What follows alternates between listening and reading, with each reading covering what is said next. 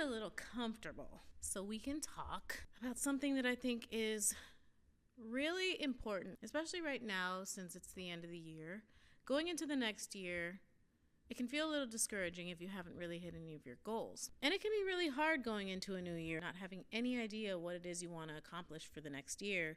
And some people might even resort to saying they just don't want to do anything or they don't have any goals.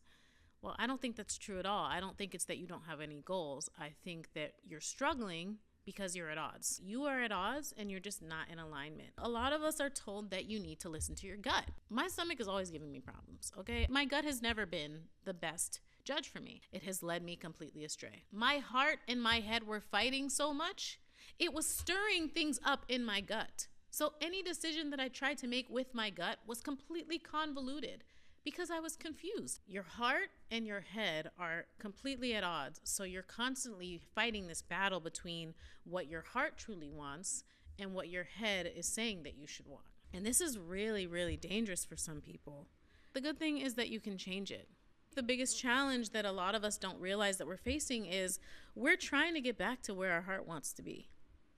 You're trying to get back to it. That's why it's so confusing. That's why it's so difficult for you to make every single decision. So how do we get back there? How do we get back to this place where our heart and our mind are aligned? We get back to that place by listening, focusing, and executing. The way that we get to this place where we can listen is to clear our mind. And I don't know if you're a day person or you're a night person. Personally, I'm a morning person. This is when my mind is the clearest, and this is when my ideas are the most pure. It's the first 15 minutes of my day where I feel like I can really just lay there and let my heart wander. The way that you know that your heart is wandering is because you start to daydream. I don't think that daydreams come out of nowhere. I believe that this is the moment that your mind is so quiet that your heart actually gets to tell its story. Your heart gets to sing its song.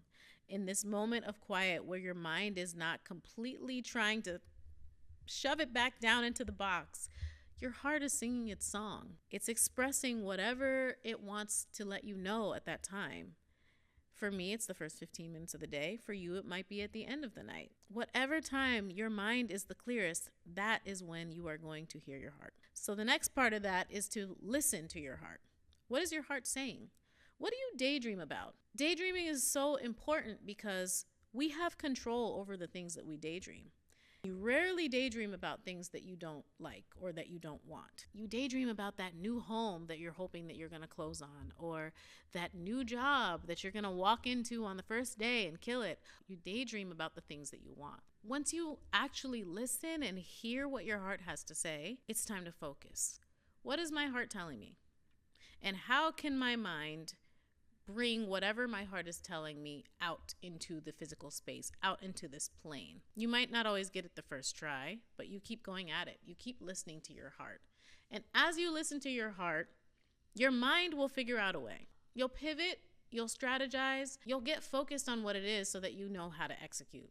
And you'll start to see that whatever that job is that you're working right now, that you're planning on leaving, it's going to get a lot easier. You're going to start being a lot more pleasant as well, which is going to make other people want to see you and want to be around you. And then suddenly you'll start to see all these other doors start to open for you. So for the next few weeks, before you start to work on your vision boards, before you start journaling, whatever it is, what I want you to do is really start to listen to your heart so that you can focus on what your goals are and put them in your mind so that you can execute them. Because ultimately, that's what manifestation is.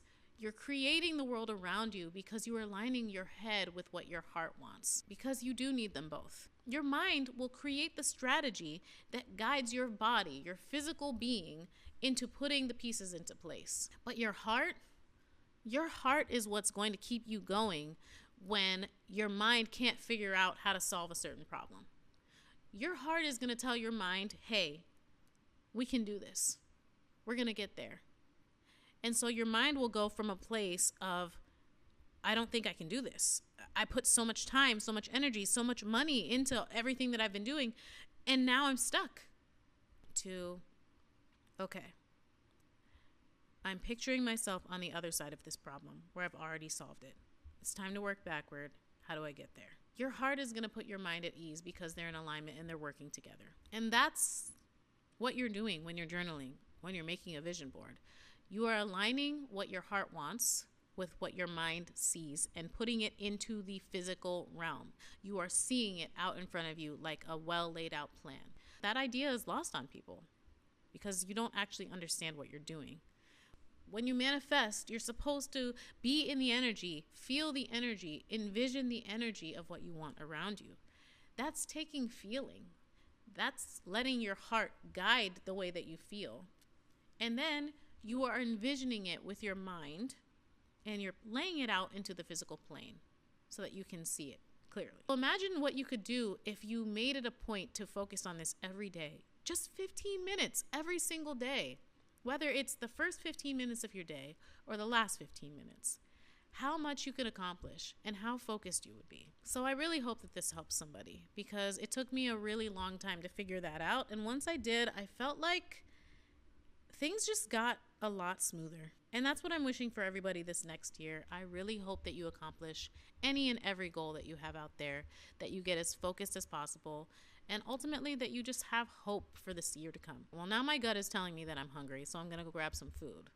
But to everybody out there, I really hope that I could shed a little light and perspective and wish you all a very happy heart and mind aligned.